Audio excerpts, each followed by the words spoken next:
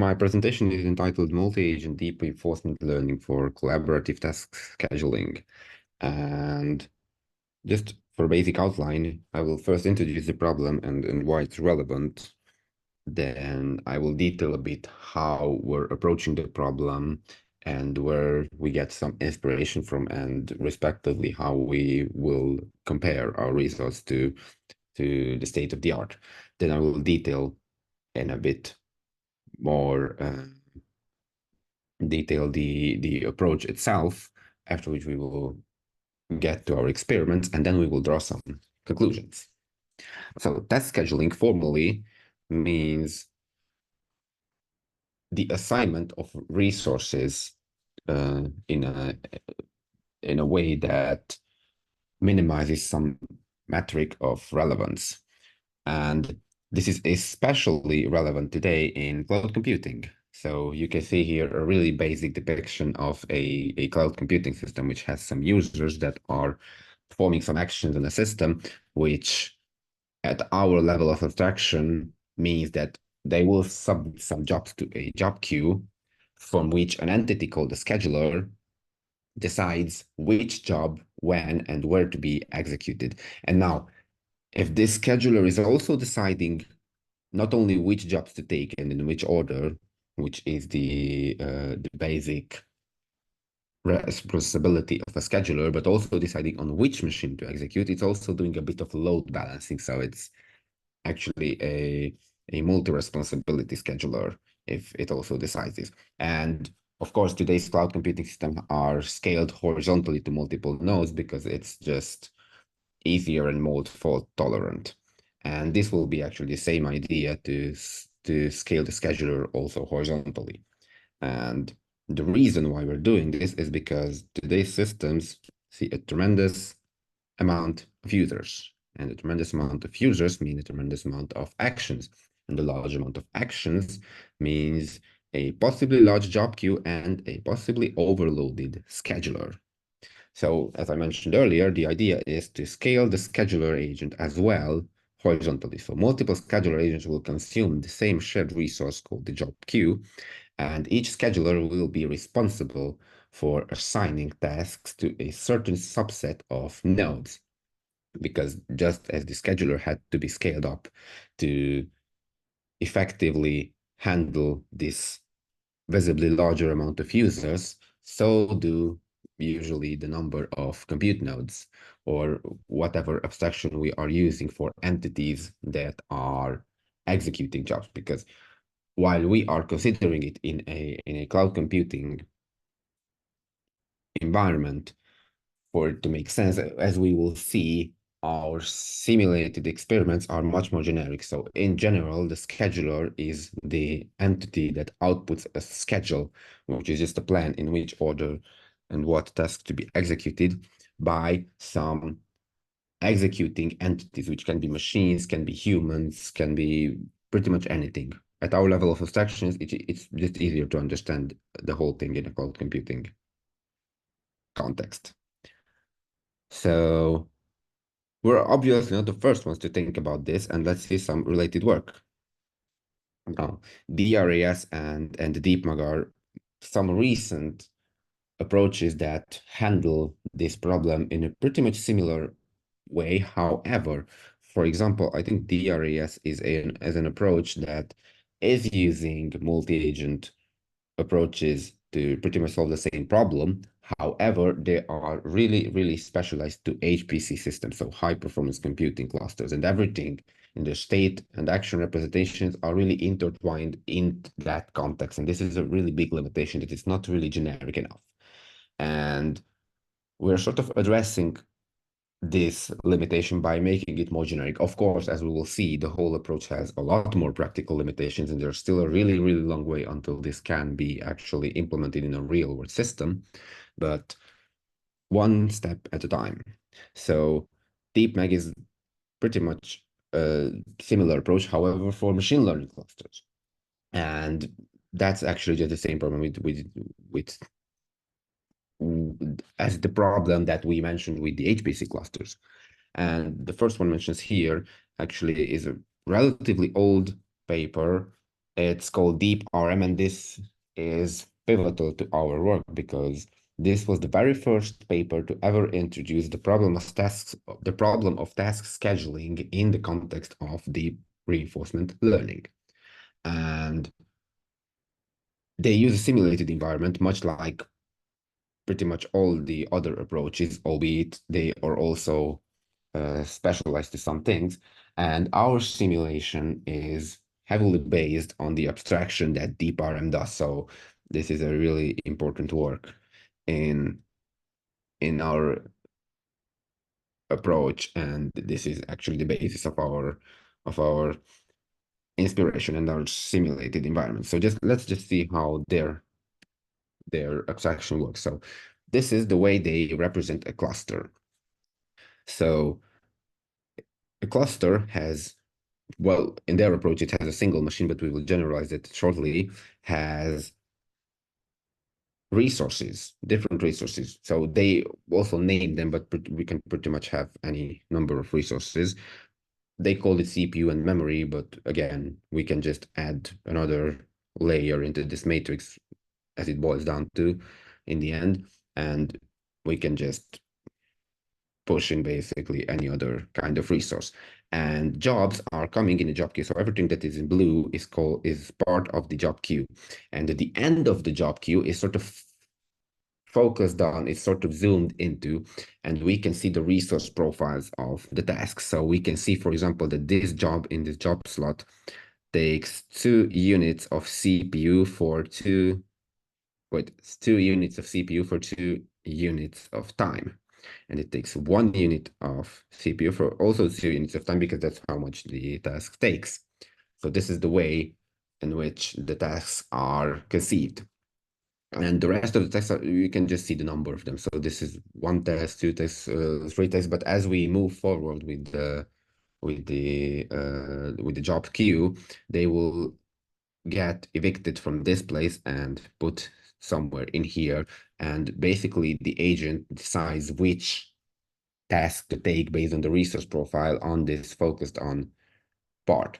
And here we can see multiple tasks executing already concurrently, obviously within the limits of the machine. So you can't really put more tasks one on top of the other, only insofar as the machine allows it. So jobs are moving into the machine and the machine is executing them, and as time passes, they are sort of just put into the machine and fed into it. So it's a really basic, really simple, really easy to understand, and really generic way of conceiving the problem of task scheduling. And we want to generalize this to both multiple machines and multiple agents. So let's see how we do it. And one agent will be responsible for multiple machines. The machine abstraction here is the very same as the one from DeepRM that we discussed, and the job slot is also basically the same. However, we will distinguish 2 kinds of situations, because we will have possibly larger number of machines and a possibly larger number of agents. So for example, in the bottom part, which is just another version of the top one, we have 2 agents, each responsible for 1 machine each, but they have this shared resource called the job queue, which pretty much has to be shared because jobs are not routed to different places, at least not under our level of abstraction. And this means that we will effectively have to handle possible race conditions between the agents so that they won't race for the same resources that they want to allocate. So they will have to learn to collaborate. And here we address the biggest problem that DeepRM also wanted to address to begin with back in 2016, is that usually task scheduling heuristics are handcrafted and fine-tuned manually, and that is laborious, tedious, and possibly prone to a lot of errors. So this is why reinforcement learning was sort of introduced here, so that agents will learn automatically how to do these things that we previously handcrafted, so that we won't have to waste a lot of time coming up with manual strategies for these problems. And now our agents not only will have to find this strategy, but they will also have to learn to collaborate.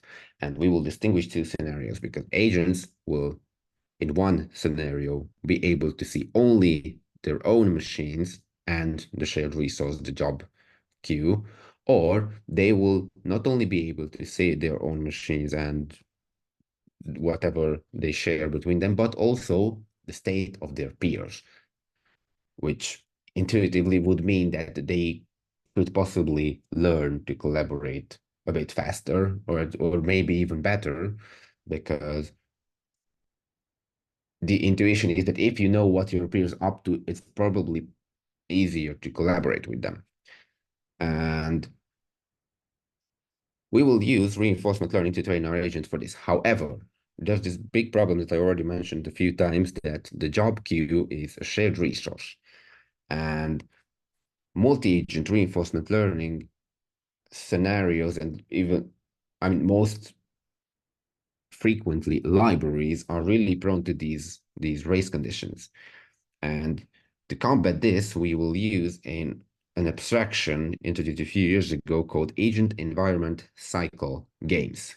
But we will see how this whole abstraction works. So basically, we have a system that receives a reward and a state from the environment after each action that it executes. And if you have a multi-agent scenario, then basically for each agent, the rest of the agents are just part of the environment. This makes the whole problem more complex. And we will use this proximal policy optimization algorithm, for which you can see the optimization objective here. It's basically just the advantage function, which is a whole different discussion to get into, but in a clipped manner so that it avoids making policy updates that are too big. And this way it's more stable. And this is why it's also being used more and more frequently in multi-agent scenarios, which are, again, really prone to divergence. And we will use this policy optimization algorithm in an agent environment cycle game, because the job source is a shared resource and we have to avoid these race condition situations. So if this abstraction says that every agent takes an action and the system takes them at once and then sends the whole back at once, this model operates on a lot more detailed level of resolution. Basically, the main intuition is that it takes each agent one by one. And this model mathematically is equivalent to these kinds of games, because you can just take a smaller level of abstraction as a particular case of a more broader one. So we have the number of agents, of course, the actions that each can take, how each of them transitions, the environment transition function, that these are basically the same as any other multi-agent modeling framework contains, just as the reward as well. However, we have this V function, next agent function, which computes which agent will be the next to take an action. And this solves the problem of credit assignment, because if, for example, two agents take an action which possibly takes them to the same state from which they could gain a reward, but only one of them can gain it, then previously, before abstractions like this, who got the reward was basically up to the library to decide, and how these race conditions were handled internally. And that led to a lot of instability in the learning processes, because the agents sort of had to account for this level of uncertainty introduced by mistake. If we know which agent takes which action, then it just disambiguates this whole scenario of credit assignment. And this is evidently important in the job scheduling problem, because two agents can just choose the same tasks at the same time. It just wouldn't work. And that's how we're approaching the problem. And let's see what we're actually trying to find out. So obviously, the very first question is, will this actually work? Can they learn to find collaborative task scheduling policies that actually minimize some metric of interest? And as we discussed earlier, we will see how this locality and globality of observations and rewards affects learning, and we will compare these to heuristics. So these are the parameters of our environment. So time horizon, job slots, wait, this is a difficult word, job slot size, and the number of resources are pretty small. Basically, this means if I have this drawing, so this is the number of resources. For example, here we have memory and CPU, but you really don't have to give it a name. We will have a number of machines per agent, the number of agents, and the number here, basically the number of rows, will show us the time resolution to which we sort of see forward in time, and the number of resources will mean the maximum amount of resources that a job can have. And these are the parameters basically described here. And the backlog size is just how long this can fill up. And the job slot size is how many jobs we see in detail, knowing their research profiles, which we will see, by the way, is not that good of an assumption. So the agent parameters are mostly the most practical parameters usually used for the PPO algorithm.